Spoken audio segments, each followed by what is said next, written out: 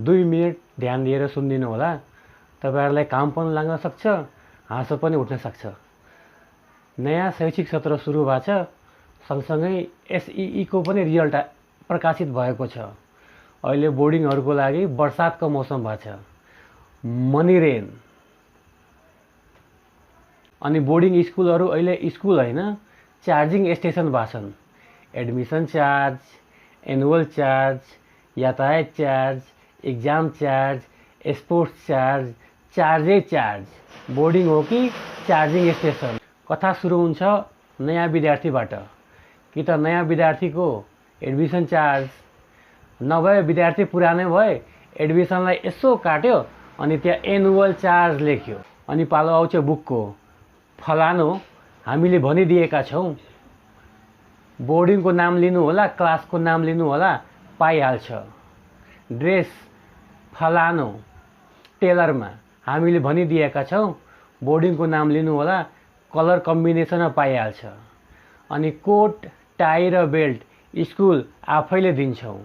अनि पढाइ भनेको त्यो त ट्युसन हाल्नु पर्छ।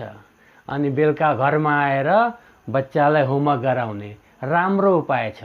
साला म बच्चा पालिरहेको छु कि बोर्डिङ पालिरहेको छु? बच्चा पाल्न भन्दा गाह्रो त बोर्डिङ पाल्न भइसक्यो। ये बड़ी अच्छी बात। फलानो स्टेशनरीमा अर्कै समस्या छ। किताब समयमा आउँदैन, डिस्काउन्ट हुँदैन, अनि अभिभावकलाई क्रेडिटमा पाउँदैन।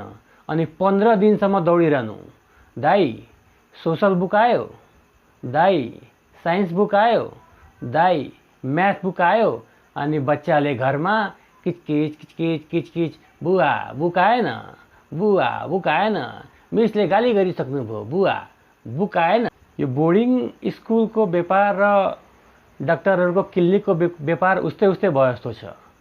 डाक्टरकोमा उपचार गराउन जानुस्, पुर्जी लेख्छ डाक्टरले, अनि फलानो प्याथोलोजीमा गएर डायग्नोसिस गराउनु होला। अनि बोर्डिङमा फलानो स्टेशनरीमा गएर किन्नु होला। डाक्टरहरुकोमा एमआर घुमिरहेको हुन्छ।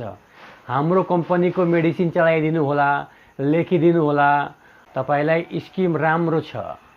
अनि बोर्डिङ स्कुलमा पब्लिकेसनहरुको बीआर, बुक रिप्रेजेन्टेटर घुमिरहेको हुन्छ। हाम्रो पब्लिकेसनको बुक चलाइदिनु होला। साला एउटा क्लासको 9 वटा बुक 8 वटा पब्लिकेसनको किनिरहेको छु। गजब झोल चलिरहेछ। बोर्डिङ स्कुलहरुको एउटा चल्ता पूर्जा जवाब हुन्छ। हामी धर्मशाला होइनौं। आफ्नो बच्चालाई लैजानुस्, सरकारी स्कुलमा हाल्नुस्। ए बाबा ठीक छ, हामी त्यो सब गरौला, तर तपाईहरु पनि समाज सेवाको लागि आउनु भएको हो, प्योर बिजनेस होइन। व्यापारीले पनि 20% भन्दा बढी कमिसन खान पाउँदैन। तपाईहरुको त one time investment, all time money.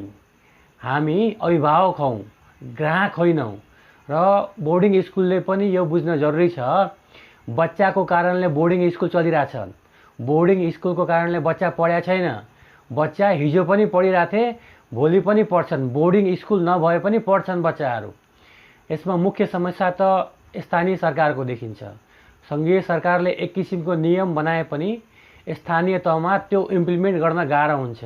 स्थानीय तहले कम्तीमा पनि बोर्डिङ स्कुलको न्यूनतम शुल्क, बोर्डिङ स्कुल वर्गीकरण, बोर्डिङ स्कुलले स्कलरशिप प्रकाशित गरेर दिइरहेको छ कि छैन, त्यसमा ध्यान दिन स्थानीय सरकारलाई आग्रह, अनुरोध। र तपाईहरुलाई भिडियो मन परे लाइक, शेयर, सब्स्क्राइब। हस्त धन्यवाद।